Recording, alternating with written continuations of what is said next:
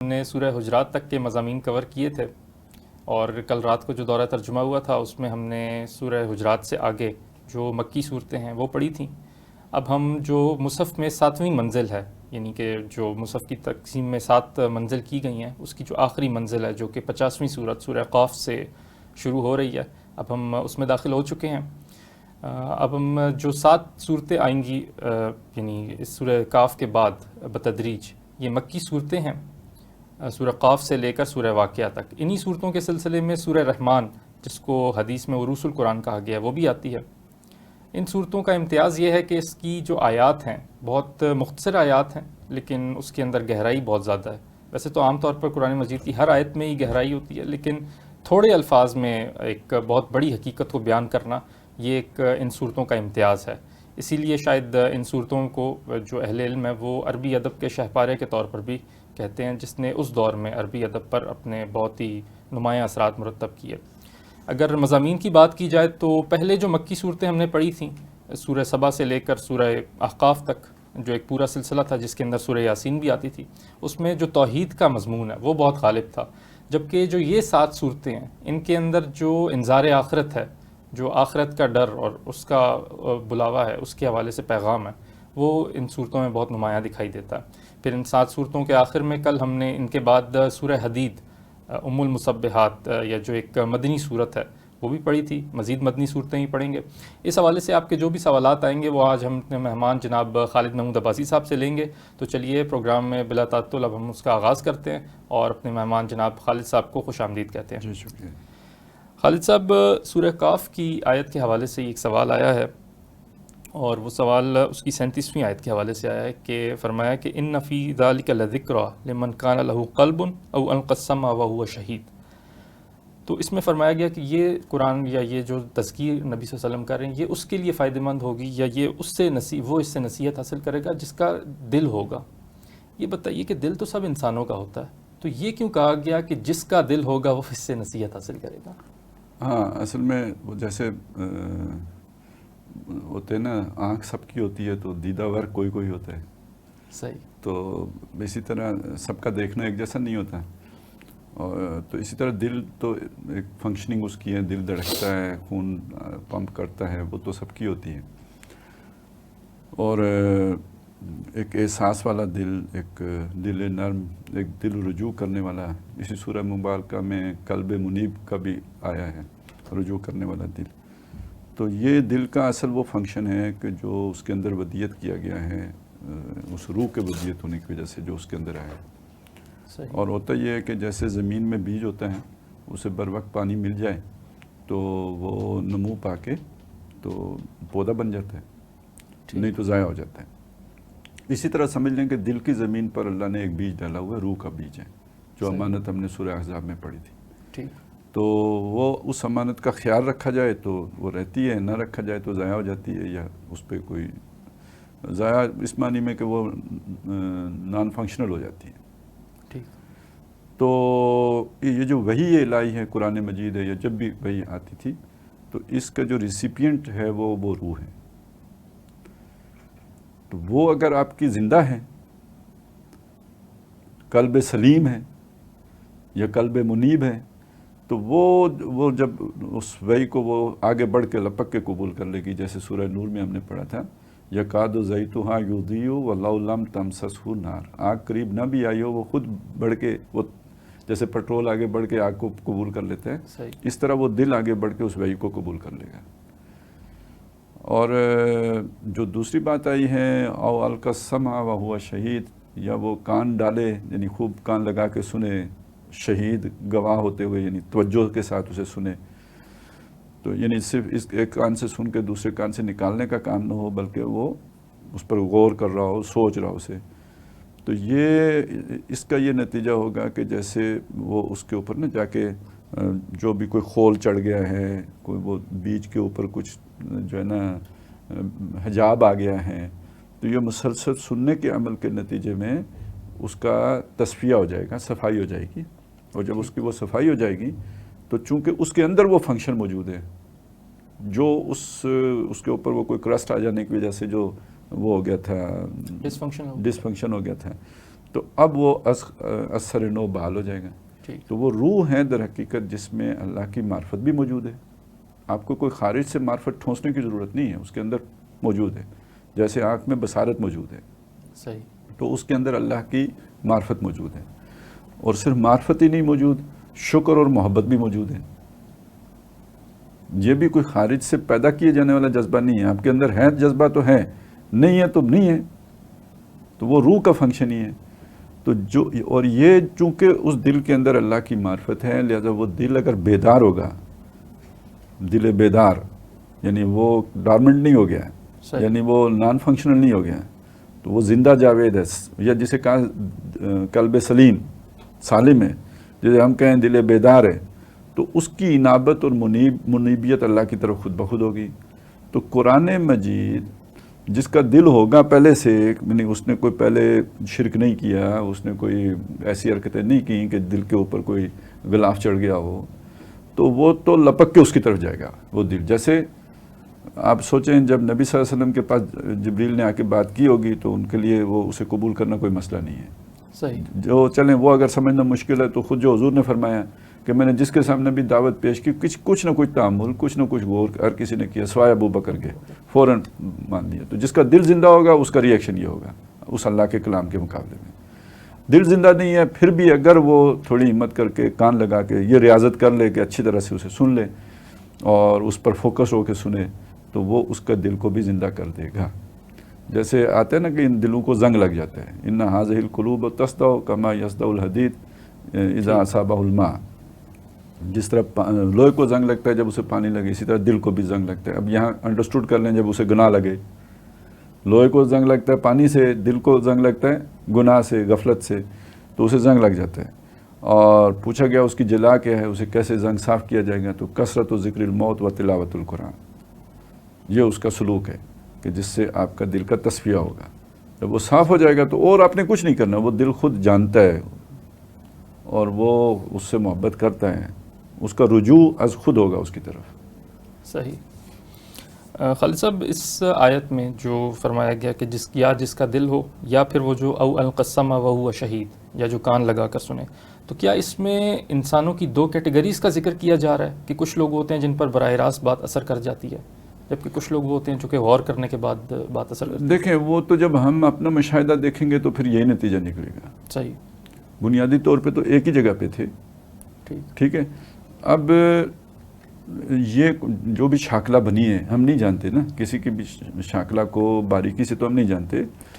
تو اب یہ ہو سکتا ہے کہ اس میں جذبات کی کیفیات زیادہ تھیں یا جو بھی تھا, تو اس کی وجہ سے وہ دنیا میں زیادہ ایکٹیو ہو کے تو وہ اس کا دل نان فنکشنل ہو گیا, تو اب آپ نے اسے ذرا ایکسٹروورٹ کہہ دیا. ٹھیک ہے. ایک دوسرا بندہ ہے وہ ذرا اپنے من میں ڈوبتا ہے, یہ وہ انٹروورٹ ہے, وہ اس طرح بھاگ دوڑ کم کرتا ہے, تو اس کا دل زندہ رہا. تو ہم یہ تقسیم ہم کر لیتے ہیں, یہ ہماری تقسیم ہو گئی. جب اللہ نے پیدا کیا تھا تو وہ تو ایک جیسے ہی تھے, لیکن وہ کوئی شاکلہ کا ایسا فرق تھا کہ جس کی وجہ سے دنیا کی مصروفیات کی وجہ سے, دھندوں کی وجہ سے, وہ جو بہت ایکٹیوسٹ بندہ تھا اس کے وہ دل کی طرف توجہ نہیں دے سکا, تو وہ ذرا ڈارمنٹ ہو گیا. تو کوئی بھی حادثہ, کوئی بھی ایکسیڈنٹ, کوئی بھی توجہ انہماک, یعنی کوئی بھی ایسی شے جو اس کا دل اس طرف راغب کر دے, یعنی وہ ذرا تھوڑا سا توجہ کر لے اس طرف, تو قرآن مجید جا کے تو اس کے دروازے پہ ناک کر کے وہ سارا اس کا رشت دور کر کے اسے اثر نو دل زندہ کر دے گا. صحیح. تو یہ اب جو بھی ہے نا یہ اس کا فرق ہے, یعنی جسے کہتے ہیں کہ پہلے مرحلے کا فرق ہو گیا. ایک نے لپک کے قبول کیا, دوسرے کو ذرا دستک دینی پڑی. تو باقی جب دل زندہ ہو گیا تو فنکشننگ تو ایک جیسی ہوگی, اس کے آگے شاکلہ کا فرق رہ گیا. صحیح. اگلا سوال سورہ زاریات کے حوالے سے ہے, اور اس میں فرمایا گیا کہ وَمِن كُلِّ شَيْءٍ خَلَقْنَا زَوْجَيْنِ لَعَلَّكُمْ تَذَكَّرُونَ. تو اس میں زوجیت کا ذکر کیا گیا. یہ فرمائیے کہ آج انسان جو ہے وہ زوجیت کے تصور سے بھی زیادہ آشنا ہوتا جا رہا ہے, یعنی کہ زیادہ سے زیادہ اس کے سامنے یعنی جوڑے آشکار ہوتے جا رہے ہیں بنسبت جب قرآن نازل ہوا تھا. تو کب انسان اس زوجیت سے اللہ کے ذکر کی طرف جو ہے وہ راغب ہوتا ہے. یعنی کہ آج ہم دیکھتے ہیں کہ جو زوجیت یعنی مرد و عورت کی زوجیت، اگر ہم اس کی مثال لے لیں تو مردوں کے حقوق ایک طرف، عورتوں کے حقوق ایک طرف، یعنی میری مرضی. تو یہ زوجیت تو انسان کو اللہ کے ذکر سے یعنی قریب لے جانے کے بجائے اس سے مزید دور کرتی جا رہی ہے. تو زوجیت سے کب وہ اللہ کی معرفت کی طرف بڑھ سکتا ہے؟ نہیں، اصل میں یہاں پہ جو بات کہی گئی ہے، پہلے ہم اسے جس حوالے سے یہ بات کہی گئی ہے، بطور دلیل پیش کی گئی ہے، وہ یہ ہے کہ زوجیت کا پہلے مطلب یہ سمجھ لینا کہ نر و مادہ کی زوجیت ہی نہیں ہوتی ہے. ٹھیک. یعنی کوئی ایک مقصد ہے، اس مقصد کو پورا کرنے کے لیے اگر جیسے وہ تصویر کے دو رخ ہوتے ہیں، تو اگر آپ کو دو قسم کے جیسے نیگیٹو پازیٹیو کرنٹ ہے تو وہ بھی زوجیت ہے. صحیح. ٹھیک ہے نا، وہ دونوں مل کے تو کوئی نتیجہ برآمد کرتے ہیں. اکیلے نہ نیگیٹو سے ہو سکتا ہے نہ پازیٹیو سے ہو سکتا ہے. دن اور رات بھی جیسے دن اور رات بھی، یہ بھی زوج ہی ہیں. صحیح. ٹھیک ہے. تو پھر اسی میں ایک جوڑا جو ہوتا ہے وہ نر و مادہ کا بھی ہوتا ہے. ٹھیک. دونوں مل کے تو افزائش نسل کے کام آتے ہیں. تو اب بات یہ کہ آپ کے مشاہدے میں جب یہ بات آ رہی ہے کہ ہر شے جوڑا جوڑا ہے، تو وہ جیسے ہمارے ایک اب فوت ہو گئے ہیں بیچارے، اللہ تعالیٰ مغفرت فرمائے، تو وہ انکل ہی تھے. تو وہ ان میں جب چھوٹا تھا تو ان کی ابھی شادی نہیں ہوئی تھی، تو ایک دفعہ وہ بات کر رہے تھے، یار یہ وہ ٹی وی پہ کوئی منظر آیا نا، کوئی دو پرندے بیٹھے ہوئے تھے، تو دیکھ کے انہوں نے کہا یار ہر چیز جوڑا جوڑا ہے، میں اکیلا ہوں. تو وہ مشاہدہ کر کے تو انہیں اپنی تنہائی یاد آ گئی. تو اسی طرح اگر انسان تھوڑا سا ایک جمپ اور لگا لے اس سے آگے والا، تو یہ بھی تو سوچنا چاہیے یہ دنیا ہے تو اس کا بھی کوئی جوڑا ہونا چاہیے نا. دنیا کا جوڑا کیا ہے؟ آخرت. آخرت. یہ ہے تذکیر. مشاہدہ آپ کا یہ بتا رہا ہے کہ ہر شے جوڑا جوڑا ہے، تو نتیجہ دنیا کا جوڑا یہ اکیلی ہوگی ہمارے چاچا کی طرف. صحیح. لیکن اس میں پھر ایک بات یہ آتی ہے کہ آخرت تو ہمارے مشاہدے میں نہیں آئی، تو پھر ہم اس پر کیسے ایمان لے آئیں؟ یہی تو آپ کی صلاحیتوں کا امتحان ہے نا، آپ کے تخیل کا امتحان ہے. قرآن کہتا ہے ذالک مبلغہم من العلم، یہ ان کا مبلغ علم ہے. جیسے آج کل ہم میزائل نہیں بناتے 2000-3000 کلومیٹر رینج کا، تو وہ اس کا مبلغ ہے نا جہاں تک وہ پہنچ سکتا ہے. صحیح. اس کو 3000 والا ہے تو 3500 پہ تو نہیں جائے گا نا. اسی طرح ان کے اس تخیل کے میزائل کی رینج جو ہے نا، یہ دنیا کی سرحد پہ جا کے ختم، اس سے آگے نہیں. ٹھیک ہے نا. تو یہ تو پھر یہی امتحان تھا. اور اگر اللہ تعالیٰ نے آپ کو مکلف بنایا ہے، آپ کی صلاحیتوں کو یعنی آپ کو اس اعتبار سے آپ سے پوچھا جانا ہے کہ آپ یہاں تک آپ کا میزائل کیوں نہیں پہنچا، تو پوٹینشیل تو ہے آپ کا، آپ نے کوئی خراب کیا ہے اسے. ٹھیک. تو وہ کیوں کیا ہے کہ وہ کچھ یعنی ادھر زیادہ توجہ کر لی ہے، تو وہ سارا جو اس کا انرجی تھی وہ آپ نے یہاں ضائع کر لی. تو ظاہر ہے ایک شے جو یعنی جس باڈی کو آپ 10,000 میل تک لے جا سکتے ہوں، اس کو آپ 2 میل کے اندر ہی چکر دیتے رہے ہیں، تو یہاں تو اس نے کورام برپا کر دینا ہے نا. وہ ساری انرجی جو وہ تھی وہ اس نے یہیں پہ لگانی ہے.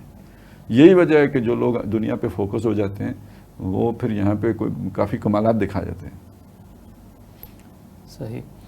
اگلا سوال سورہ قمر کے حوالے سے ہے، اور سوال یہ ہے کہ کیا قرآن مجید کا ایک دفعہ ہی درس سن لینا کافی ہے، یا پھر اس کو بار بار تازہ کرتے رہنا چاہیے، جیسا کہ سورہ قمر میں 4 دفعہ آیا کہ وَلَقَدْ يَسَّرْنَا الْقُرْآنَ لِلذِّكْرِ فَهَلْ مِن مُّدَّكِرٍ. دیکھیں درس کی آج ہمیں ضرورت کیوں پیش آتی ہے کہ ہماری زبان یہ نہیں ہے، تو ہم لوگوں کے لیے کہ قرآن مجید کا مفہوم کیا ہے اس کو سامنے لانے کی کوشش کرتے ہیں. عربوں کے لیے تو یہ مسئلہ نہیں تھا، جن پر نازل ہوا تو ان کے لیے تو یہ مسئلہ نہیں تھا، اور ان کے ماحول میں نازل ہو رہا تھا، ان کے لیے شان نزول کا مسئلہ بھی نہیں ہے. وہ انہیں بہت آسانی سے سمجھ آ رہا تھا. ان کو کہا گیا بار بار پڑھو. ٹھیک ہے نا. اس سے تعلق آپ کا منقطع ہوا تو پھر آپ جو ہے نا وہ نفاق کی طرف چلے جاؤ گے. تو یہ اس سے مفر تو نہیں ہے. آپ کو اگر کچھ اس کی زبان آ گئی ہے، کچھ سمجھ آ گئی ہے تو تلاوت روز کریں.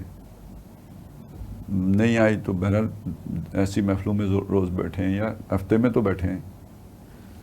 اور اس میں ایک چیز اور بھی ہے، وہ یہ ہے کہ دوسرا جو پہلو ہے، یہ جو تفسیر قرآن کا معاملہ ہے نا، جی اس کا یہ مطلب لینا کہ قرآن ایک سطحی سی کتاب ہے، بڑی آسانی سے سمجھ میں آ جاتی ہے، یہ مفہوم لینا یہ غلط ہے. ٹھیک ہے، ایک اعتبار سے کہ یہ جو آپ کی فوری ضرورت ہوتی ہے نا، یعنی وہ آپ کے تصور کو اٹھا کے وہاں تک لے جائے، آپ کے دل کو زندہ کر دے، اس اعتبار سے اللہ تعالیٰ نے اسے آسان بنایا ہے. صحیح. ٹھیک ہے، لیکن جہاں یہ آسان ہے وہاں پہ انتہائی دقیق کتاب بھی ہے. اس کے مضامین کی گہرائی تک کوئی نہیں پہنچ سکا. اللہ کا کلام ہے یہ، تو اس کی انتہا معلوم کرنا، اس پر عبور حاصل کرنا یہ کسی کے لیے ممکن نہیں ہے. اسی لیے حدیث میں آتا ہے نا کہ اس کے لا تنقضی عجائبہ، اس کے عجائبات کبھی ختم نہیں ہوں گے. تو اب مزید سے مزید، جیسے ہم کائنات پر مزید سے مزید غور کرتے ہیں، ہے جستجو کے خوب سے ہے خوب تر کہاں، تو یہ تحسیر والے مرحلے سے آگے پھر تدبر کا مرحلہ ہے، تذکیر سے آگے، اور اس کے لیے تو پھر اس کی کوئی انتہا نہیں ہے. تو وہ جب تک آپ اس کے مزید نکات پر اور چیزوں پر غور نہیں کرتے رہیں گے، اس طرح کی محفلوں میں بیٹھ کر نئے سے نئے سوالات نہیں اٹھتے رہیں گے آپ کے ذہن میں، تو آپ کا قرآن مجید کا فہم ایک ہی جگہ پہ رکا رہے گا. ٹھیک ہے، جبکہ انسانوں کا معاملہ یہ ہے، کوئی شے ایک جگہ پہ رکتی نہیں ہے، حرکت میں رہتی ہے. ثبات فقط تغیر کو ہے زمانے میں.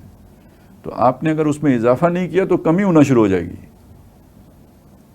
ادھر رکے گا نہیں، ریورس پروسیس شروع ہو جائے گا. لہذا یہ صرف یعنی تلاوتی معمول نہیں ہونی چاہیے، اس کا سیکھنا سکھانا اور پڑھنا پڑھانا وہ بھی معمول میں ہونا چاہیے. صحیح. خالد صاحب، یہ جو صورتیں ہیں سورہ قاف سے لے کر سورہ واقعہ تک، ان صورتوں کے بارے میں ایک بات کہی جاتی ہے کہ اس میں قرآن مجید کا جو صوتی آہن ہے یا جو ایک ڈیوائن میوزک کہہ لیں وہ پایا جاتا ہے، اور اسی طرح جو عربی ادب ہے اس حوالے سے بھی بہت یہ یعنی اس زمانے کے سٹینڈرڈز سے کافی اوپر کی چیز ہے. یہ بتائیے کہ جب یہ صورتیں نازل ہوئیں تب اس نے جو اس زمانے کے ادباء تھے عربی کے، جو شعراء تھے، ان پر کیا یعنی اثرات مرتب کیے یا ان پر کیا تاثر بھیجا؟ یعنی اگر اسے آپ ایک لفظ میں بیان کیا تو مبہوت ہو کے رہ گئے نا. صحیح. کہ بھئی آپ دیکھیں قرآن مجید نے چیلنج پیش کیا، بھئی 3 آیتیں لے آؤ اس جیسی بنا کے. ٹھیک. کسی نے چوں بھی نہیں کی، مطلب جھوٹ موٹ کی بھی کوئی بنا کے نہیں لایا. اتنا وہ سمجھتے تھے کہ بھئی اس کے آگے یہ نہیں کر سکتے ہم. تو یہ تو بالکل وہ کیفیت ہے اس حد تک اس کا مقابلہ کرنے کی حد تک، یعنی ادب میں یا اس کی جو بھی شعریت تو خیر اس طرح نہیں ہم کہہ سکتے، لیکن جو بھی اللہ تعالیٰ نے اس کی جو کنسٹرکشن کی ہے اس کلام اپنے کی، تو اس نے ان کو اس حد تک وہ کر دیا جیسے کہ موسیٰ علیہ السلام کے اس عصا کے سامنے جادوگر ہو گئے تھے. صحیح. بلکہ ایک آدھ دفعہ یہ انہی صورتوں میں سورہ نجم، اس کی جب تلاوت کی گئی حرم میں، نبی صلی اللہ علیہ وسلم نے تلاوت کی، آخر میں سجدہ کیا، سارے سجدے میں چلے گئے. صحیح. وہ اس کے لوگوں نے اور بڑی لمبی لمبی تعریفیں، لیکن سیدھی بات یہ ہے کہ وہ ایسا قرآن نے پوزس کیا کہ حضور سجدے میں گئے نال وہ بھی چلے گئے، بے بس ہو گئے. بالکل. یعنی وہ جیسے کہتے ہیں نا، وہ اپنے اس میں ڈوبے ہوئے تھے اس طرح کہ سجدے میں چلے گئے. وہ تو وہاں جا کے سما نوکسو والا روح سے والی کیفیت پیدا ہوئی ہوگی. ٹھیک. سورہ رحمان کی جو ابتدائی چند آیات ہیں اس کے اندر علم القرآن خلق الانسان علمہ البیان، ان آیات کو وہ جو حدیث ہے کہ خیرکم من تعلم القرآن وعلمہ، اس کی روشنی میں ذرا بیان کریں. دیکھیں نا، اس میں جو 4 چیزیں اللہ تعالیٰ نے، ایک تو اللہ کا الرحمن ہونا، اللہ کے ناموں میں سے ایک نام جو ہے وہ یہاں پہ رکھا ہے. اچھا، یہ وہ نام ہے کہ جس میں رحمت کے جذبہ بہت بے پایاں ہیں. اور اگلی جو آیت آئی ہے وہ یہ کہ علم القرآن، اللہ تعالیٰ نے قرآن کا علم سکھایا ہے. تو علوم تو سارے اللہ نے سکھائے ہیں، وعلم آدم الاسماء کلھا، سب اللہ نے ہی سکھائے جو بھی ہمارے پاس علوم ہیں. تو معلوم ہوا کہ کم از کم اتنی بات تو ہوئی کہ یہاں پہ جیسے اللہ نے اپنے ناموں میں سے وہ نام رکھا ہے یہاں پہ جو انسان کو سب سے زیادہ جس کی ضرورت ہے رحمت کی، اور ایسے ہی اللہ تعالیٰ نے وہ تمام علوم جو انسان کو دیے ہیں ان علموں میں سے سب سے جو افضل علم ہے اس کا یہاں پہ بیان کیا ہے. ظاہر ہے قرآن مجید سے عظیم دولت کوئی نہیں ہے جو انسان کو دی گئی ہے. ٹھیک. تو وہ جو سکھایا اللہ نے. پھر آگے آگے خلق الانسان، اللہ نے انسان کو بنایا ہے. تو بنایا سب کچھ اللہ نہیں ہے، لیکن جو کچھ بھی بنایا ہے اس میں سب سے جو بہترین چیز بنائی ہے وہ انسان بنایا ہے، وہ ذکر آ گیا. پھر آ گیا جی علمہ البیان، اللہ تعالیٰ نے انسان کو بیان کرنے کی تعلیم دی، سکھایا، بیان کرنا سکھایا. تو باقی جو کچھ بھی ہمارے پاس ہے سب اللہ کا دیا ہوا ہے. آنکھ، کان، ناک سب اللہ کا دیا ہوا ہے، ہاتھ پاؤں. لیکن یہ بھی اب ایک یعنی چیز ہے کہ انسان کو جو صلاحیتیں دی گئیں ان میں بہت جو سب سے چوٹی کی صلاحیت ہے وہ قوت بیانیہ ہے، جو باقی کسی کو نہیں دی گئی، جو معلوم مخلوق ہے. تو ظاہر عالم شہادہ میں جو مخلوق ہے اس میں سوائے انسان کے اور یہ بیان کی صلاحیت کسی کو نہیں دی گئی. تو اب اگر ان کو جوڑیں تو رحمان کی رحمت کا مظہر اتم بن گیا قرآن. ٹھیک ہے جی. اس کی مخلوق میں اشرف المخلوق انسان، جس کی سب سے بہترین صلاحیت بیان. تو یہ انسان اگر اپنی اس بیان کی صلاحیت کو اللہ کے اس علم جو سب سے بڑا علم اس نے اللہ کو دیا ہے اس علم کے حصول میں اور پھر اس کو آگے بیان کرنے میں لگائے گا، تو یہ اپنی اس صلاحیت کا سب سے بہترین استعمال کرے گا. تو کسی بھی چیز کا سب سے بہترین استعمال ہی وہ اس کا بہترین وہ مصرف ہے. لہٰذا سب سے بہترین آدمی وہ ہے جس نے اپنی اس بہترین صلاحیت کا سب سے بہترین استعمال کیا. تو خیرکم من تعلم القرآن وعلمہ. یعنی یہ انہی 4 آیات کو گویا نبی صلی اللہ علیہ وسلم نے ایک دوسرے اسلوب میں بیان کر دیا. ٹھیک. ان کے مفہوم میں بنیادی طور پر کوئی فرق نہیں ہے. صحیح. یہ بتائیے کہ التذکیر بایام اللہ اور التذکیر بآلاء اللہ، ان دونوں میں کیا فرق ہے؟ یہ دیکھیں ویسے تو یہ اصطلاحات جو ہے نا 4-5 ہیں، یہ شاہ ولی اللہ رحمۃ اللہ علیہ کی بنی ہوئی ہیں. ٹھیک. تو لیکن لی تو انہوں نے ساری قرآن مجید ہی سے نا. یہ قرآن مجید میں استعمال شدہ یعنی آیات میں یہ چیز آئی ہے. تو فذکرہم بایام اللہ اور آلاء اللہ کا تو آتا ہی ہے. اچھا ایام تو خیر یوم کی جمع ہے، اور آلاء جیسے کہ سورہ رحمان میں ہم نے پڑھا کہ یہ نعمتوں کو، اللہ کی قدرتوں کو آلاء کہتے ہیں. تو یہ جو اللہ کی نعمتیں ہیں، اللہ کی قدرتیں ہیں، یہ گویا اللہ کی نشانیاں ہیں.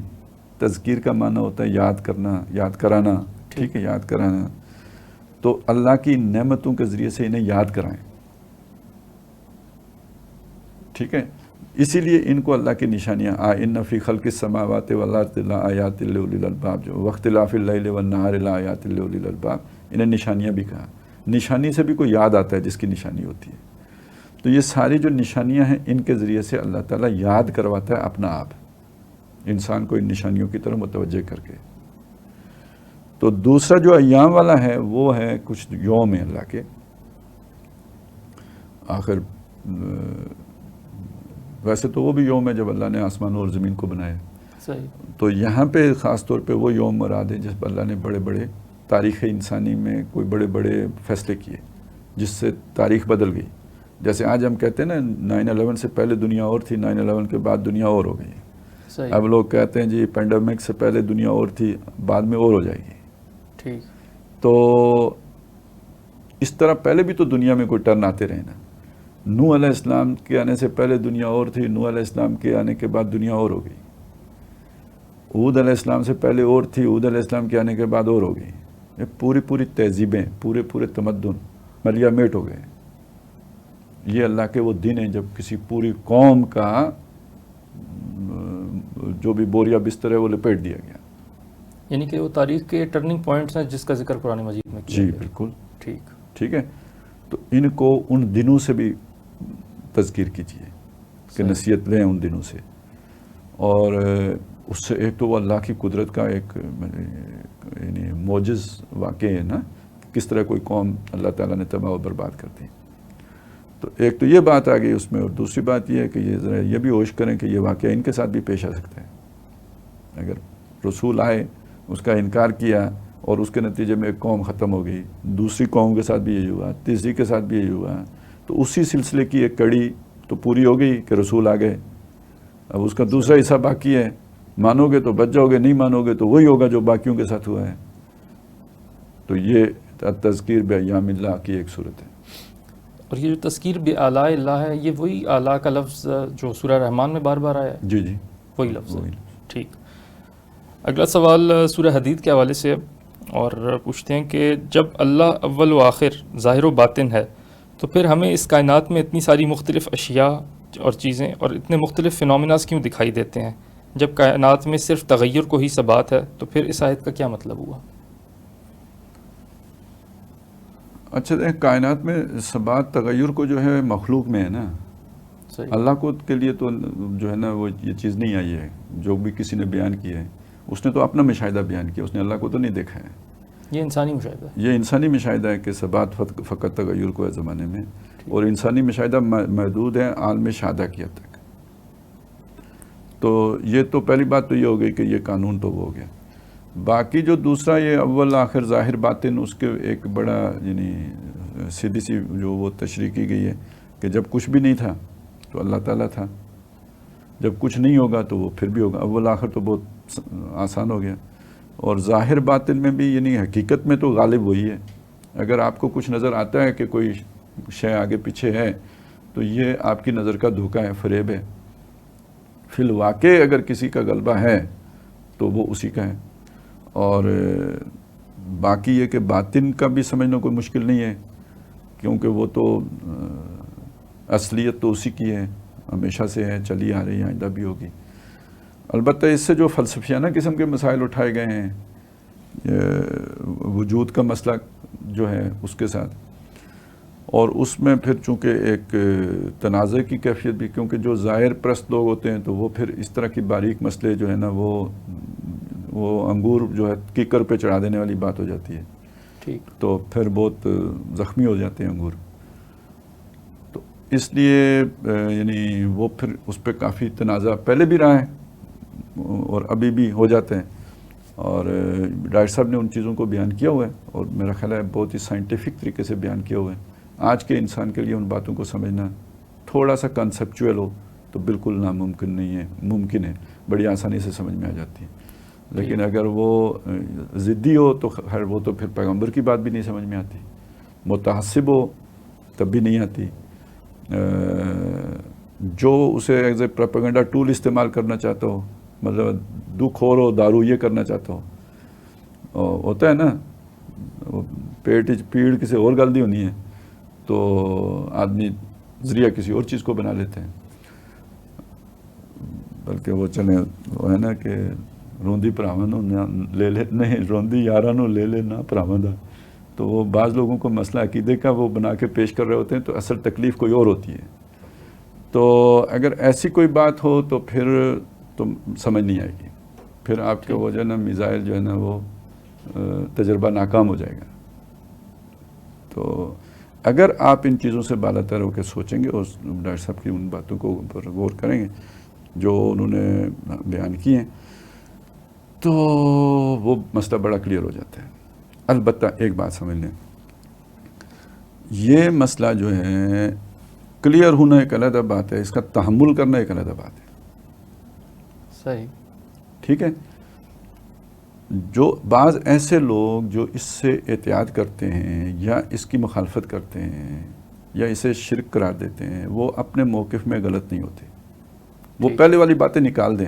کون سی والی؟ اگر آپ نے تعصب ہے، کوئی آپ نے غصہ نکالنا ہے، وہ اگر ہے تو وہ تو پھر مسئلہ دوسرا ہو گیا۔ لیکن خلوص و اخلاص کے ساتھ بھی اس مسئلے میں آپ کو وہ ہونا پڑتا ہے، یعنی اس کی مخالفت کرنی پڑتی ہے، کیونکہ اس چیز نے ماضی میں بہت گند پھیلایا ہے۔ صحیح، ٹھیک ہے، اکبر کا جو سارا وہ دین الہی کا ایجنڈا تھا وہ اسی کا پیدا کرتا تھا، ٹھیک، وحدت الوجود سے وحدت ادیان تک کا سفر، جو اس کو انہوں نے یہ شیپ دی تھی۔ اس سے یہ سمجھ لینا کہ یہ ہر شے، یعنی اگر کوئی اناڑی بندہ اس کو مان لے اور پھر ہر شے کو خدا بنا دے تو وہ تو شرک میں مبتلا ہو گیا نا. بالکل ٹھیک ہے، اس سے آگے چلیں. مطلب کیا کیا لوگوں، پھر شریعت کی کیا ضرورت رہی؟ پھر کیسے ہاتھ کاٹیں گے کسی کا؟ ایک بندہ ہے، اس نے چوری کی، ٹھیک ہے، اور وہ آپ نے پکڑ لیا، مال مسروقہ بھی برآمد ہو گیا. اس نے کہا میں بھی ہوئی تو مال مسروقہ بھی ہوئی تو بھی ہوئی تو جھگڑا کہے، ختم ہو گئی نا پھر بات. بالکل. تو اس کا شریعت سے کوئی تعلق نہیں ہے. آپ اس کا تعلق شریعت سے جوڑ دیں گے پھر یہ سارا مصیبت بن جائے گی. اور لوگوں نے جوڑا ہے، ٹھیک ہے نا، یہ فتنے اٹھے ہیں. تو جن لوگوں نے ان فتنوں کا مطالعہ کیا ہے، لوگوں کی بد عقیدہ ہونے کے مظاہر دیکھے ہیں، جنہوں نے گمراہیاں دیکھی ہیں اس سے جو پھوٹی ہیں، تو اس کی وجہ سے پھر وہ اس سے متوحش ہوتے ہیں، احتیاط کرتے ہیں. ٹھیک. احتیاط نہیں کرتے، مطلب اس پہ ریئیکٹ کرتے ہیں اور بڑا شدید ریئیکٹ کرتے ہیں، اور وہ جائز ریئیکٹ اس تناظر میں ہو جاتے ہیں. صحیح. اچھا، تیسری بات اس ضمن میں یہ ہے کہ اس سے بعض لوگ خلوص کے ساتھ اسے کنفیوز کر دیتے ہیں ہماؤست کے ساتھ، پینتھیزم کے ساتھ. وہ بالکل اور چیزیں. اس میں تو جو وجود حقیقی تھا اس نے اس وجود میں تحلیل ہوا ہے، وہ کنورٹ ہوا ہے، ٹرانسفارم ہو گیا اس میں. جبکہ اس تصور میں یہ چیز نہیں ہے. اس میں وجود کو جو ہمیں نظر آتا ہے اس کو حقیقی نہیں مانا جاتا. یہ نہیں کہا جاتا کہ وہ اس میں تحلیل ہو گئے ہیں، اس کو حقیقی نہیں مانا. بڑا بنیادی سا فرق ہے، لیکن یہ کہ بہرحال تھوڑا سا لطافت ذہن میں ہو تو تب آئے گا، نہیں تو آپ ذرا زیادہ سائنٹیفک ہوں گے تو نہیں سمجھ میں آئے گا. صحیح. تو ایک یہ بھی ایشو رہتا ہے. تو کچھ یہ غلط فہمی کا معاملہ بھی رہتا ہے.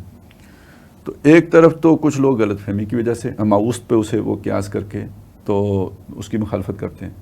کچھ لوگ اس کی مخالفت کرتے ہیں ان متوحش ہو کے جو بھی سابقہ تجربات ہیں ان سے، اور کچھ لوگ اس کی مخالفت کرتے ہیں اپنے ان تعصبات کو وہ کرنے کے لیے جو ان کے اندر کسی شخصیت سے ہوتے ہیں، اس کے اصل کام کے حوالے سے. ٹھیک ہے. تو اب یہ جب آپ کو معلوم ہے کہ یہ اس میں پڑھوں گا تو یہ نکلے گا، تو ایک عام آدمی یا کوئی بھی داعی دین اس کی تو کوشش یہی ہوتی ہے کہ اس کے سائڈ سے ہی نکلا جائے، اس کو چھیڑا ہی نہیں جائے، جیسے ہم گزر گئے. ٹھیک ہے نا. صحیح. تو لیکن یہ کہ جنہوں نے چھیڑا ہے تو ان کو شوق تھا چھیڑنے کا، کوئی علمیت بگاڑنے کا شوق تھا، کوئی ذرا نئی بات کرنے کا شوق تھا، تو یہ بھی سوء ظن ہے. یہ ایک لیول پہ جا کے خاص لوگوں کا یہ ایشو بنتا ہے، اور وہ ایشو تب بنتا ہے، اب ظاہر ہے یہ عام آدمی کا مسئلہ نہیں ہے. یہ جو زیادہ توحید پرست ہوگا نا، یعنی جس کا وہ توحید کی خوب کھال اتارے گا جو، تو ایک جگہ پہ جا کے پھنس جائے گا کہ وجود کی سنویت. صحیح. وجود دو ہیں، تو وجود دو ہو گئے تو پھر تو شرک نہیں ہو گیا. اب وہ اسے توحید بنانا پڑتا ہے. تو کہتا ہے یہ جو مجھے نظر آتا ہے یہ فضول ہے، بیکار ہے، یہ ہے ہی نہیں، ابس ہے. نہیں، ابس بھی نہیں، بلکہ یہ اس کا وجود ہی نہیں ہے، یہ غیر حقیقی وجود ہے. یہ اس کی سیٹسفیکشن کا مسئلہ ہے جس کے ذہن میں یہ سوال کھڑا ہوا ہے. نہیں تو آپ وجود کی سنویت کے قائل ہو گئے. ایک اور مسئلہ کھڑا ہو جاتا ہے، اگر یہ ایک علیحدہ وجود ہے اور وہ ایک علیحدہ وجود ہے اور یہ وجود اس وجود سے علیحدہ ہے، تو اس وجود کی حدود قائم ہو گئی ہیں. صحیح. جبکہ وہ تو لامحدود ہونا جبکہ وہ لامحدود ہونا چاہیے. بیسیکلی اس وجہ سے ڈاکٹر صاحب کہتے ہیں یہ عقیدے کا مسئلہ نہیں ہے، یہ فلسفے کا مسئلہ ہے. صحیح. تو اگر آپ کی تخیل کی پرواز یہاں تک نہیں ہوتی تو آپ کو اللہ نے امن دیا ہوا ہے، آپ کو پرابلم نہیں ہے. جس نے کو چلیں شیطان نے یہ سوال اس کے ذہن میں پیدا کر دیا ہے، تو ایک دعوت کا اور تبلیغ کا ایک تقاضا اتمام حجت ہے، بالکل مطمئن کرنا ہے. تو اس لیول کے داعی کو پھر وہ بات بھی سمجھانی پڑے گی. اب جب وہ سمجھائے گا تو جس کی میزائل کی رینج وہاں تک نہیں تھی، سوچ کے میزائل کی رینج، تو وہ پھر ان چیزوں کی وجہ سے ذرا وہ جسے کہتے ہیں نا ری ایکٹ کرے گا. لیکن اسے چاہیے کہ اس بندے کے پورے مجموعی زندگی کو سامنے رکھتے ہوئے وہ اس کے ساتھ حسن ظن کا معاملہ کرے، نہ کہ اسے مشرکوں کی صف میں لا کے کھڑا کر دے. اور وہ لوگ دریدہ دہن جو اس معاملے میں ڈاکٹر اسرار تو کیا چیز ہے، شاہ ولی اللہ کو نہیں بخشتے، مجدد الفسانی کو نہیں بخشتے، تو ان کے کم از کم ان کے ساتھ اگر کوئی سمجھدار بندہ ہو تو ذرا انہیں کہے کہ پاجی ذرا توتی نو ہاتھ مارو. چلیں اگلا سوال مولانا مودودی کے ایک کوٹ کے حوالے سے، اور پھر آگے انہوں نے سوال بھیجا ہے. پہلے ہم کی کوٹ پڑھ لیتے ہیں. مولانا مودودی کہتے ہیں کہ اسلام کا مقصود حقیقی انسان پر سے انسان کی حکومت مٹا کر خدائے واحد کی حکومت قائم کرنا ہے، اور اس مقصد کے لیے سر دھڑ کی بازی لگا دینے اور جان توڑ کوشش کرنے کا نام جہاد ہے. اور نماز، روزہ، حج، زکوٰۃ سب کے سب اسی کام کی تیاری کے لیے ہیں. اب ان کا سوال یہ ہے کہ اگر یہ تصور ہم رکھیں گے تو جو بھی اعمال ہیں، فرض اعمال اور اذکار مسنونہ، وظائف و اذکار مسنونہ، اس کی اہمیت کم ہو جانے کا اندیشہ ہے. اس کو آپ کیا کہیں گے؟ اس حوالے سے آپ کیا کہیں گے؟ دیکھیں، اہمیت تو خیر کم ہونے یا اندیشے کو ایک طرف رکھیں. مسئلہ یہ ہے کہ جو آپ کا ایک ہدف ہوتا ہے، پہلے اہمیت تو اس کی ہوتی ہے سب سے زیادہ. صحیح. اور اس کے اصول کے جتنے بھی ذرائع ہوتے ہیں اس میں ترجیحات کا تعین یقیناً ہوتا ہے. اب آپ کے سر پہ جو ہے دشمن کھڑا ہو سامنے، تو اللہ تعالیٰ نے نماز میں تخفیف کی اجازت دی ہے یا نہیں دی ہے؟ جی دی ہے. ٹھیک ہے. اور نبی صلی اللہ علیہ وسلم غزوہ احزاب کے موقع پر ان کی نمازیں چھوٹ بھی گئی یا نہیں چھوٹ گئی؟ تو پھر اہمیت زیادہ کس کی ہوئی؟ اصل مقصد کی. ٹھیک ہے. تو یعنی جس چیز کو یہ کہ میں یہ جدوجہد کر رہا ہوں تو مجھے اب نمازیں پڑھنے کی ضرورت نہیں ہے، یہ تو پھر ہو گئی بات ہی الٹی. جس نے اس طرح سمجھ لیا وہ تو اس کا دماغ الٹا چلا ہے. صحیح. وہ تو کوئی شیطانی خیال آیا اس کو. جس کے پاس وقت ہے اس نے اس کو اذکار میں استعمال نہیں کیا تو یہ بھی اس کا شیطانی خیال مطلب عادت ہو گئی. ٹھیک. لیکن اگر آ گیا تقابل، ٹائم آپ کے پاس وہی ہے اور اس میں سے دو میں سے ایک طرف آپ نے دو، وہ جیسے ہوتا ہے نا دو برائیوں میں پھنس گئے تو گھٹیا برائی لے لیں، احوان البلیتین. صحیح. تو اگر دو نیک کاموں میں سے ایک لینا پڑا ہے تو کون سا لیں گے؟ زیادہ. ٹھیک. اس کی طرف آپ کو مڑنا پڑے گا. دوسرے کا پھر یہ اللہ تعالیٰ نے یہ سارا انتظام رکھا ہے، اس کے اللہ نے قضاء کا اہتمام رکھا ہوا ہے، اس کی تخفیف کا معاملہ کیا ہوا ہے، سارا کیا ہوا ہے. تو اب دیکھیں یہ تھوڑی سی سوچنے کی چیز ہوتی ہے. مثلاً آپ اس چیز کو دیکھیں کہ تہجد ہے تو ایک مسنون عمل، بڑا مؤکد قسم کا مسنون عمل ہے، تاکید کی گئی ہے جس کی فرض نہیں کیا گیا، لیکن تاکید ایسی ہے کہ وہ فرض کے قریب کر دیا گیا. ٹھیک ہے. اس کے مقابلے میں آپ اگر دیکھیں نا کہ ایک آدمی نے فرض کریں، جیسے آج ہم دورہ ترجمہ قرآن کرا رہے ہیں، یہ ایک عملی مسئلہ ہے. آپ کو خیال آئے گا اگر آپ خلوص سے کر رہے ہیں ایک کام تو آپ کو خیال آئے گا کہ آخر آپ سے کوئی چھٹ بھی تو رہا ہے نا. رمضان کی راتیں ہیں، آپ ان کا استعمال کر سکتے تھے، لیکن جو لوگ دورہ ترجمہ قرآن میں شریک ہوں گے وہ تو نہیں کر سکتے. سو ہی نہیں ہے تو اب کیا ان کے تہجد ہوں گے.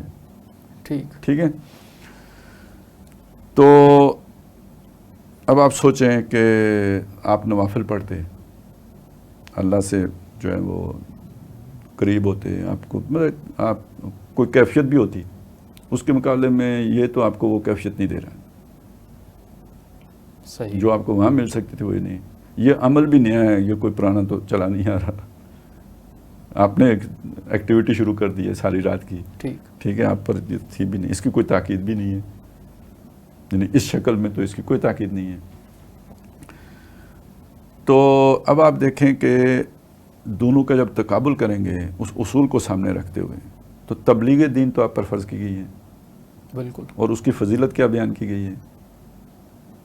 علی اگر تمہارے ذریعے سے ایک آدمی کو بھی ہدایت مل جائے تو سرخ اونٹوں کی بھری ہوئی وادی سے بڑی دولت ہے.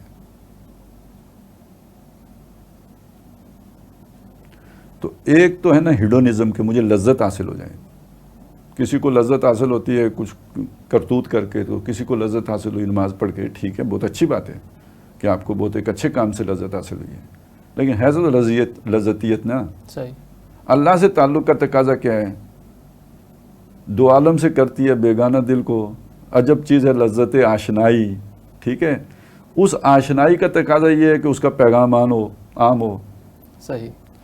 تو اس کا فضیلت آخرت میں آپ کے سامنے جو ظاہر ہو کے آئے گی, دنیا میں لذت نہیں آئے گی, آخرت میں جو ظاہر ہو کے آئے گی وہ بھری ہوئی وادی سے بڑی ہوگی. تو اب اگر آپ نے اس جو تقاضا ہے اس کے مقابلے میں اپنی اس خواہش کو ترجیح دی کہ بھئی میری خواہش یہ ہے کہ میں تہجد پڑھوں, جبکہ اس کی فضیلت بھی آئی ہوئی ہے, لیکن فضیلت تو اس کی بھی آئی ہوئی ہے, اس سے آپ نے کیوں صرف نظر کیا ہے؟ تو اس کو اگر نفل رکھا ہے تو اس کی بھی کوئی حکمت ہوگی نا, فرض تو نہیں کیا. تو اب ان دو میں سے اچھی آپ کو جو سمجھ آئے کہ یہ والا اچھا ہے, تو میری سمجھ میں تو یہ آتا ہے کہ پھر یہ والا اچھا ہے. ٹھیک ہے, مجھے اس کا اتنا مشقت زیادہ ہے, محنت زیادہ ہے, کوئی اتنا مجھے اس کا وہ لذت نہیں محسوس ہوگی, لیکن یہ ہے کہ بہرحال اس کا اجر جیسے بتایا گیا تو اس کے مقابلے میں تو بہت زیادہ بتایا گیا. تو اگر میں طالب آخرت ہوں, یہاں کا چسکر لینے والا نہیں ہوں, تو پھر مجھے وہ چیز سامنے رکھنی چاہیے نا جو حدیث میں آئی ہے. یعنی کہ نیکی کے جذبے کو صحیح طور پر تشفی دینے کے لیے جو ہے وہ ریشو پروپورشن کا تصور صحیح ہونا چاہیے, اور وہ آخرت کو سامنے رکھ کر, اور آخرت کو سامنے. یہاں کا جو میرا تعلق, یہاں ہو سکتا ہے مجھے استدراجی لذت حاصل ہو جائے. شیطان نہیں چاہتا کہ میں کوئی بڑا کام کروں, وہ مجھے چھوٹے کام میں لذت دے رہا ہے, مجھے جو اس میں لطف آ رہا ہے میں سمجھ رہا ہوں یہ میرا اللہ سے تعلق ہے, جو لطف آ رہا ہے وہ استدراج ہو. تو شریعت اور یہ پیغام اور یہ وحی کیوں آئی ہے؟ اسی طرح کی چیزوں کو ڈائریکٹ کرنے کے لیے آئی ہے نا. تو وہ یہ ہے چیز کہ جو آپ کو اللہ کے نبی نے بتایا ہے کہ بھئی اس کی یہ فضیلت ہے. ہاں, اب یہ ہے کہ آپ کے پاس اس کا موقع نہیں ہے, پھر آپ ٹانگیں لمبی کر کے سوئے رہیں, پڑے رہیں, تو یہ آپ نے ٹائم ضائع کیا ہے. آپ اس میں وہ ایکٹیویٹی کر کے تو کچھ فائدہ اٹھا سکتے تھے. لیکن جب تقابل آئے گا, جب ایک ہی ٹائم میں دو کاموں میں سے کوئی ایک کرنے کی چوائس ہوگی, تو پھر آپ دیکھیں تعلیمات نبوی کی روشنی میں کس کی فضیلت زیادہ ہے, وہ کریں. صحیح. اگلا سوال آیا ہے, ہمارے ویور ہیں بلال غفور, ان کی جانب سے پوچھتے ہیں کہ کیا اقامت دین کی جد و جہد اور دنیا کی جد و جہد میں فرق ہے؟ میں تو خیر دنیا کی جد و جہد یعنی اقامت دین کی جد و جہد تو ظاہر دین کی جد و جہد ہے. دنیا کی جد و جہد سے مطلب دکانداری, کاروبار, اپنے پروفیشن کی جو ہے نا بھاگ دوڑ, تو عام طور پہ تو ہم یہ لیتے ہیں, ٹھیک ہے. تو اس میں تو خیر فرق خود ہی معلوم ہے, لیکن شاید میرا گمان یہ ہے کہ وہ یہ کہنا چاہتے ہیں کہ اقامت دین کی جد و جہد بھی دنیا کی جد و جہد کہلائے. ہو سکتا ہے شاید یہ ان کا مطلب کچھ اس طرح کا شاید ان کا وہ ہے. تو میرا خیال تو یہ ہے کہ دیکھیں, یعنی میرا اپنا تاثر یہ ہے کہ آپ اقامت دین کی جد و جہد کو اگر سمجھ گئے ہو نا, تو سب سے زیادہ اقامت دین کی جد و جہد ہے کہ جس سے یہ ثابت ہوگا کہ آپ طالب آخرت ہیں, کیونکہ یہ وہ کام ہے کہ جس کا کوئی دنیا میں نتیجہ نکلنے کا امکان ہی نہیں نظر آ رہا ہوتا, جو صرف اللہ کی رضا کی خاطر ہی آپ کر سکتے ہیں. باقی اس کام میں چونکہ بہرحال چونکہ وہ عوام کے ساتھ ایک وہ بھاگ دوڑ کا معاملہ بھی ہوتا ہے, تو اس میں آپ کا درس یہ وہ اس سے آپ کی وہ ہو جاتی ہے نا ایک شہرت. تو شہرت تو نماز سے بھی ہو جاتی ہے, بڑا نمازی ہے. شہرت تو ان لوگوں کی بھی ہو جاتی ہے نا, وہ جو اپنا بتاتے رہتے ہیں میں تہجد پڑھتا ہوں. کیوں بتاتے ہیں لوگوں کو بھئی آپ تہجد پڑھتے ہیں؟ نفلی روزے رکھتا ہوں. کیوں بتاتے ہیں لوگوں کو میں نفلی روزے رکھتا ہوں؟ تو وہ تو من صلی یورائی, من ساما یورائی, سارا کچھ ہو سکتا ہے, تو وہ درس بھی ہو سکتے ہیں. اب میں یہاں پہ ایک بات کہنا چاہتا ہوں, اگر آپ سب سے زیادہ زور اپنے درس میں بھی اقامت دین پر دیتے ہیں تو آپ اپنے درس کا حلقہ محدود کرتے ہیں. اچھا جی. اور اگر آپ صرف درس دیتے ہیں، قوال ہیں، تو پھر اس کا نتیجہ یہ نکلے گا کہ آپ کا حلقہ وسیع سے وسیع تر ہوتا چلا جائے گا. میں سمپلی آپ کے سامنے رکھتا ہوں، یار آپ نے اپنی زندگی میں ڈاکٹر صاحب سے بہتر مدرس کوئی دیکھا ہے؟ نہیں. ہر بندہ یہ غور کر لے. لیکن کئی اور لوگوں کو زیادہ مشہوری ملی، بالکل. مین اسٹریم میڈیا پہ بھی جگہ مل گئی، ٹھیک ہے، اور ان کی تنظیمیں اور تحریکیں بھی پھیل گئیں، درس قرآن کے نام پہ ہی پھیل گئیں. فرق کیا تھا؟ ڈاکٹر صاحب کی طرف لوگوں کا رجوع کیوں نہیں ہوا؟ ان کی طرف کیوں ہو گیا؟ وہ محض درس قرآن تھا، تعلیم و تعلم قرآن تھا. یہاں درس قرآن کے نتیجے میں اقامت دین کی زوردار دعوت تھی، آگے کی بات تھی. صحیح. تو لوگ پیچھے ہٹ جاتے تھے. یہاں درس قرآن ایک مقصد کے لیے تھا. اسی لیے اب بھی بعض لوگ کہتے ہیں کہ ڈاکٹر صاحب اگر انجمن کی حد تک محدود رہتے تو بہت بڑا کام کر کے جاتے. تنظیم میں جا کے ڈاکٹر صاحب نے اپنے آپ کو پھنسا دیا.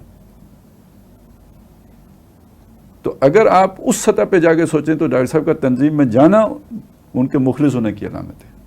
قرآن کا یہ مطالبہ ہے کہ آپ نے یہ کام کرنا ہے. اس سے لوگ چھٹ کے آپ سے دور ہو گئے تو آپ طالب آخرت ہیں، یہ ثبوت ہے اس بات کا. آپ دنیا دار ہوتے تو یہ کام نہ کرتے. صحیح. اور باقی مین اسٹریم میڈیا پہ بیٹھ کے ڈاکٹر صاحب جب پی ٹی وی تھا،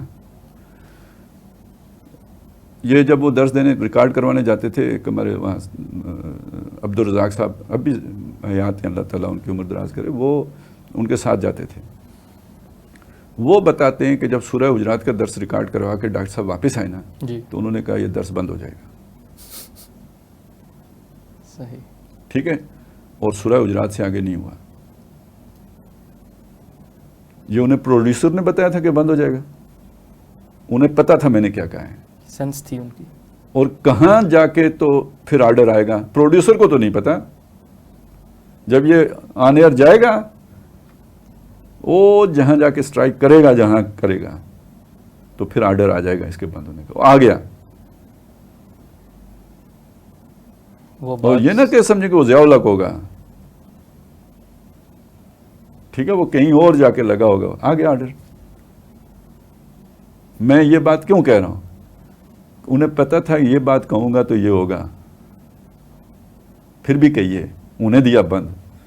چلوا بھی تو سکتے تھے، چلتے رہنے دے سکتے تھے، وہ بات نہ کہتے. کتنے لوگ ہیں جو سورہ حجرات کا درس دے کے چلے جاتے ہیں، کچھ نہیں ہوتا. تو مین سٹریم میڈیا پہ آپ کو یہ بات کہنے کی اجازت نہیں مل سکتی. جو ابھی بھی ہیں وہاں پہ تو کمپرومائز کیے بغیر نہیں ہو سکتا. نہیں، وہ یہ کہتے ہیں کہ تھوڑی سی چلیں، جتنا بھی حد المقدور ہو سکے دین کی دعوت ہم کنوے کریں. یہ کوئی آدمی بغیر دلیل کے کام نہیں کرتا.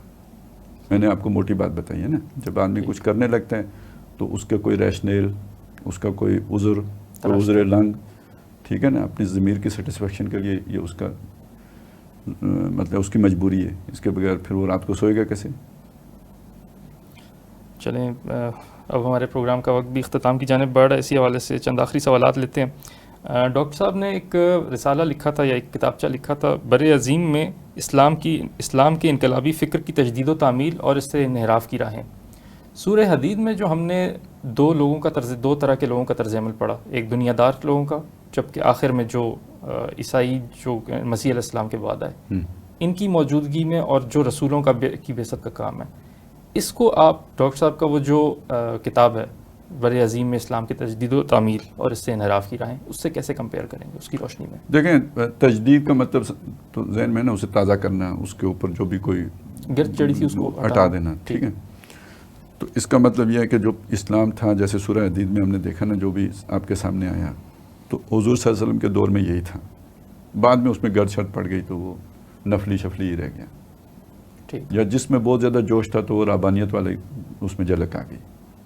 جہاد کی جگہ پہ رہبانیت ترک دنیا آ گیا. تو بر عظیم میں پھر انہوں نے وہ سارا نقشہ کھینچا کہ بھئی اس کی دوبارہ تجدید ہوئی، یعنی دوبارہ وہی پکار لگی نظام بدلنے کی اور اس کے لیے یہ ساری جد و جہد کرنے کی. صحیح. تو یہ تو پکار تھی، یہ تو تجدید یعنی فکری سطح پہ ہو گئی نا. تعمیل سے مراد یہ ہو گیا کہ پھر اس پر عمل درآمد کی جو مختلف کوششیں ہوئیں تو پھر ابوالکلام کا ذکر آ جاتا ہے، مودودی صاحب کا آ جاتا ہے، پھر ڈاکٹر صاحب اپنا ذکر کرتے تھے. تو یہ گویا اب یہ یوں دور اول یا دور ثانی یہ آپس میں کنیکٹڈ ہیں. اگر اس کی روایت آپ یوں تلاش کریں گے تو نہیں ملے گی. صحیح. اگر یہ روایت زندہ ہوتی تو یہ تجدید نہ ہوتی، یہ کنٹینیوٹی ہوتی. تجدید تو ہوتی ہی ہے کہ روایت منقطع ہو گئی تھی. میری بات سمجھ رہے ہیں نا؟ جی بالکل. تو یہ روایت اگر کوئی پیچھے تلاش کرنے کی کوشش کرے گا تو حماقت ہے. یہ روایت ہوتی تو پھر تجدید کیوں ہوتی؟ اور یہ جو پہلی شے یعنی وہ جو ہے نا جو اصل مردہ سنت جو زندہ ہوئی ہے وہ تو یہ ہے. اور یہ ہے ایسی کہ عقل بھی مانتی ہے کہ اس پہ 70 شہیدوں کا ثواب ملنا چاہیے. ٹھیک. بس ہمارا لاسٹ سوال ہے کہ اب جب بھی کوئی جماعت اقامت دین کے عنوان سے کھڑی ہوگی یا اقامت دین کے ہدف سے کھڑی ہوگی، یا پھر یہ کہہ لیں کہ اگر کسی ملک میں دین قائم ہو جاتا ہے اور وہ آگے پھر اس پوری دنیا میں جو ہے اس انقلاب کو ایکسپورٹ کرے گی، تو وہ کس عنوان کے تحت کرے گی؟ آیا وہ سوشل جسٹس پھیلانے کے بالکل، یا پھر اعلاء کلمت اللہ اس عنوان کے تحت؟ دیکھیں اعلاء کلمت اللہ تو آپ کے اس میں ہے نا، نیت میں ہے. ٹھیک ہے، ٹھیک ہے، یہ آپ پر فرض ہے. اور اب آگے یہ کرنے کے لیے آپ نے حکمت عملی بنانی ہے. ٹھیک ہے. یہ حکمت عملی میں ہے کہ آپ بات چیت کریں گے، آپ مذاکرات کریں گے، آپ استدلال کریں گے، آپ آیا جے غوری کریں گے. ٹھیک ہے، یہ تو حکمت عملی ہے. ٹھیک ہے. تو حکمت عملی میں ظاہر ہے دوسرے کے لیے ایکسیپٹیبل بنانا پڑتا ہے چیز کو. اس میں مدانت نہیں کر کے، مطلب کم از کم اتنا تو کریں کہ وہ اس کے لیے اس کے اندر اس کو سننے کے لیے ایکسیپٹنس پیدا ہو جائے. صحیح. ٹھیک ہے. تو اب یوسف علیہ السلام کو دیکھیے نا، انہوں نے جاتے ہی تبلیغ نہیں شروع کر دی جیل میں. جب 2 بندے ان کے پاس آئے پوچھنے کے لیے کہ جناب ہمارا یہ مسئلہ ہے، تو انہوں نے کہا اچھا آپ کا مسئلہ بتاتا ہوں، پہلے میرا مسئلہ سن لو. ماحول سازگار بنایا. ٹھیک ہے. ٹھیک ہے. اس اعتبار سے جب آپ دیکھیں عملی صورت ہے، وہ جو صرف کتابی دانشور ہیں نا، تو وہ تو دیکھیں وہ کہیں گے جناب ایسی کی تیسی دنیا کی. ٹھیک ہے، ہم کہیں گے کہ ہم اللہ کا دین غالب کرنے کے لیے آ رہے ہیں، یا سیدھے ہو جاؤ یا لیٹنے کے لیے تیار ہو جاؤ. لیکن یہ کوئی معقول روش نہیں ہوگی عملی طور پر. ٹھیک. آج کی دنیا میں آپ اگر 2 کام کر لیں، ایک اپنے ہاں ایک ماڈل، آج کے مسائل کا حل کا ایک پرفیکٹ ماڈل بنا کے دنیا کو دکھا دیں. گلوبل ویلیج ہے، یہاں آپ چھپے نہیں رہیں گے، آپ اوجل نہیں رہیں گے، آپ کا کام لوگوں کی نگاہوں سے مخفی نہیں رہے گا. آپ جو برکات سمیٹ رہے ہیں اور آپ کے معاشرے کو جو فائدے پہنچ رہے ہیں اور یہاں جو عام آدمی کو فائدہ مل رہا ہے، یہ 4 دانگے عالم میں یہ بات پھیلے گی. جیسے لوگوں نے کبھی کمیونزم کی طرف لپکے تھے کہ یار اس میں فلاح ہے، ایسے انہیں نظر آئے گا کہ یہ اس نظام میں فلاح ہے. ٹھیک ہو گیا. ٹھیک ہے. جیسے صحابہ کرام جنگ کے لیے بھی جاتے تھے تو یہ تو کہتے تھے نا یار کہ چلو مسلمان نہیں ہوتے نو، نظام اسلام کا قبول کر لو، صحیح، تم ذمہ بن کے رہو گے. ٹھیک ہے. تو میں سمجھتا ہوں کہ آپ کو اپنے ملک میں مائنارٹیز کو اتنے جو بھی اسلام نے حقوق دیے ہیں، اور وہ اتنے ہیں کہ دنیا میں اس وقت عام سٹیزن کو حاصل نہیں ہے، جنہیں یہ کہتے ہیں نا فرسٹ ریٹ سٹیزن، میں امریکی شہری ہوں، اس کو وہ حقوق حاصل نہیں ہے جو اسلام نے ایک اپنے ذمہ کو دیے ہیں. صحیح. ٹھیک ہے. جب آپ یہ نظام قائم کر کے تو اس کو دنیا میں یعنی اس کی جھلک نظر آئے گی، تو ایک تو یہ کام کرنا ہے. دوسرا آپ نے اسلام کو استدلال کے ساتھ اس کی حقانیت اعلیٰ علمی سطح پر ریاست کے وسائل کو بروئے کار لا کر یونیورسٹیاں بنا کر آج کے جو ایشوز ہیں ان کو اعلیٰ ترین اکیڈمیا کے لیول پر آپ نے دنیا کے سامنے پیش کرنا ہے. کیونکہ وہ انٹلیکچل مائنارٹی تو بہرحال آپ کو اسٹڈی کیے بغیر تو نہیں رہ سکتی، مشاہدہ تو ان کے آ گیا. ان کے سامنے آپ نے اس کی ریزننگ، اس کی جو لاجک، اس کا جو انٹلیکٹ ہے اس کے پیچھے، وہ سارا اگر آپ نے صحیح پیرائے میں ان کے سامنے پیش کر لیا، وہ کنونس ہو گئے، آپ کو جنگ کرنے کی ضرورت نہیں ہے. وہ خود کہیں گے ہمیں اسلام چاہیے. پہلی بات یہ ہے کہ وہ ایمان بھی لیں گے ساحروں کی طرح. ٹھیک ہے. اور یعنی یہ خود یہ ملک ہی آیت اللہ بن جائے گا. اللہ کا نظام پکڑ لے گا لوگوں کو. تو پہلی بات تو یہ ہوگی کہ لوگ ایمان بھی لائیں گے. لیکن میں دوسری بات کہنا چاہتا ہوں, لوگ ایمان نہیں بھی لاتے, وہ کہتے ہیں یار یہ نظام ٹھیک ہے, ہمارے ملک میں یہ نظام ہونا چاہیے. تو اگر آپ کا اختیار اس طرح وہاں تک پہنچ جائے, اللہ کا کلمہ سربلند ہو جاتا ہے, وہ کافر بھی رہتے ہیں, آپ انہیں ذمیوں کے حقوق دیں جو اس وقت جو انہیں حقوق اپنے ملک میں حاصل ہوں گے اس سے زیادہ ہوں گے یقیناً, تو آپ کو کوئی پرابلم تو نہیں ہونی چاہیے نا. تو میرا نہیں خیال کہ آپ کو جنگ کرنے کی نوبت آئے گی یا ضرورت پیش آئے گی. ٹھیک, تو اس طرح ایکسپورٹ بھی ہو جائے گا. صحیح. چلیں, ہمارے پروگرام کا وقت نہیں تھا. ناظرین کرام, پروگرام دیکھنے کا بہت بہت شکریہ. کل انشاءاللہ تعالیٰ سورہ حدید سے آگے جو مزید مدنی صورتیں ہیں ان کے مضامین کے ساتھ آپ کی خدمت میں حاضر ہوں گے. تب تک کے لیے ہمیں دیجیے اجازت. اللہ حافظ.